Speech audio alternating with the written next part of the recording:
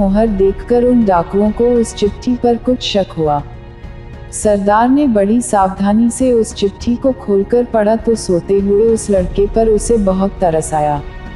उसने उस चिट्ठी को फाड़ दिया और एक दूसरी चिट्ठी उसमें रख दी।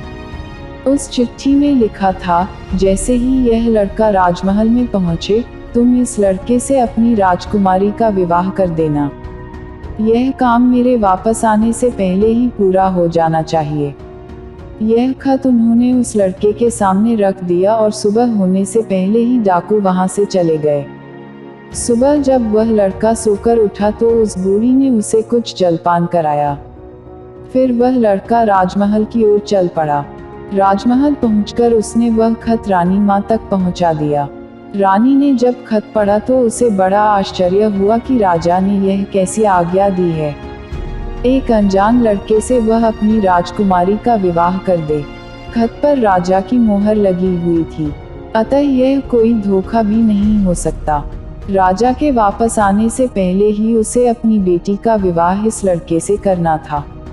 रानी ने लड़के को अपने पास बुलवाया। उसका भोला भाला और सुंदर चेहरा उसे बहुत पसंद आया और उसने अगले ही दिन उससे अपनी बेटी का विवाह कर दिया। लड़का राजकुमारी के साथ सुख से उस महल में ही रहने लगा। कुछ महीनों बाद राजा वापस अपने राजमहल में आया तो उस लड़के के बारे में जानने के लिए बहुत उत्सुक था, पर उसे जब यह पता लगा कि रानी ने राजकुमारी का विवाह उसी लड़के से करवा दिया है तो उसे बहुत गुस्सा आया। जिस बात को वह नहीं होने देना चाहता था, उसकी पत्नी ने वैसा ही कर दिया। उसने अपनी पत्नी से वह खत मांगा। राजा ने उसमें उस लड़के से राजकुमारी के विवाह की बात लिखी देखकर हतप्रभ रह गया। उसे लड़के पर शक हुआ कि वह पढ़ा लिखा है, जरूर रास्ते में खत बदल दिया होगा। उसने लड़के को अपने पास बुलवाया और उसे सच्चाई बताने की आज्ञा दी। लड़का बोला, हे राजन, मुझे कुछ नहीं पता कि इस खत में आपने क्या लिखा था, क्योंकि मैं तो इसे ऐसा ही लेकर आ गया। हाँ, जंगल में मैंने एक पुराने घर में रात जरूर गुजारी थी, क्योंकि मैं राजमहल का रास्ता नहीं ढूंढ पाया था और जंगल में भटक गया था। राजा को उस लड़के की बात पर विश्वास नहीं हुआ।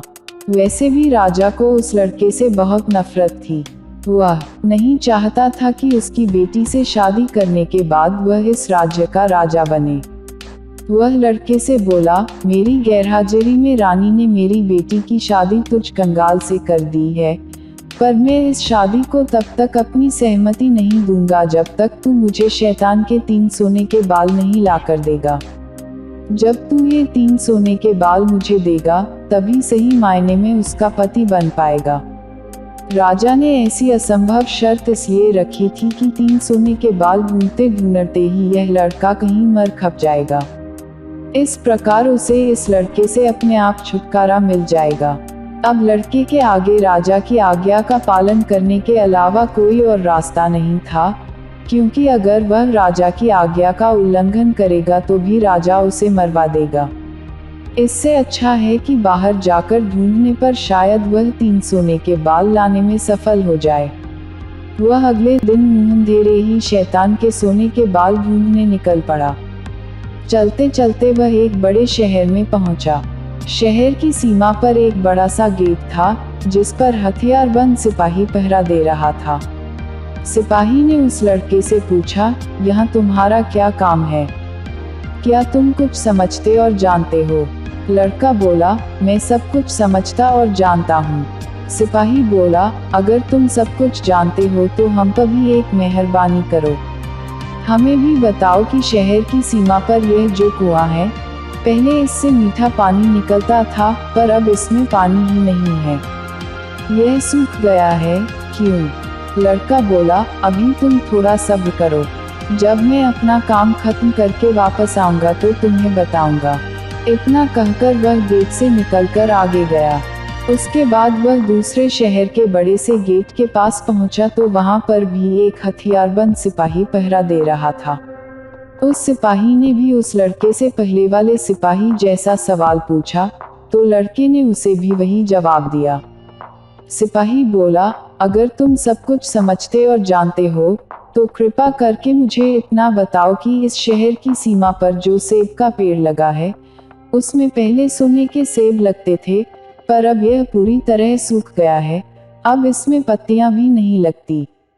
ऐसा क्यों? लड़का बोला, थोड़ा इंतजार करो, अपना काम पूरा करके आने पर मैं इसका जवाब तुम्हें बताऊंगा।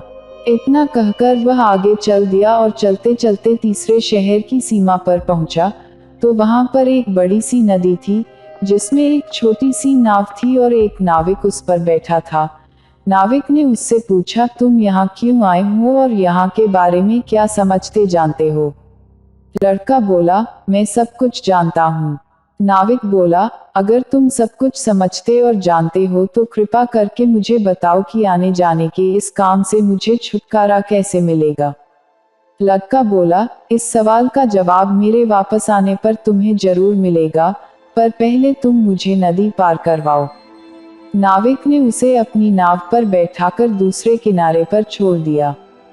जैसे ही वह नदी के दूसरे किनारे पर गया, उसे वहां नीचे की ओर जाने वाला कच्चा और अंधेरा सा रास्ता दिखाई दिया। वह उसी रास्ते पर चल पड़ा। काफी नीचे पहुंचने पर उसे एक बूढ़ी औरत आंगन में बैठी हुई दिखाई पड़ी। जैसे ही उसने उस घर में प्रवेश किया तो उस बूढ़ी औरत ने उससे पूछा, अरे बच्चे, तू कौन है और यहाँ पर क्यों आया है? तुझे पता नहीं कि यहाँ पर शैतान रहता है? लड़का बोला, मैं ठीक जगह पर आ गया हूँ, अब तुम मेरी सहायता करो। मुझे शैतान के सिर के 3 सोने के बाल चाहिए, नहीं तो मुझे मेरी पत्नी वापस नहीं मिलेगी। बूढ़ी औरत बोली, बेटा, यह तो तेरी बहुत बड़ी मांग है, इसे पूरा करना इतना आसान नहीं है। जब राक्षस घर वापस आकर तुझे यहाँ देखेगा तो कच्चा ही चबा जाएगा, इसलिए मुझे ही तेरी रक्षा करनी पड़ेगी। उस बूढ़ी औरत को लड़के पर तरस आ गया। उसने चींटा बनाकर उसे अपनी स्कर्ट की चुन्नटों में छुपा लिया। लड़का बोला, बूढ़ी माँ, मुझे आपसे 3 सवालों के जवाब भी पूछने हैं। पहला सवाल है, एक कुआं जिसमें से पहले शरबत की तरह मीठा पानी निकलता था, आजकल क्यों सूख गया है?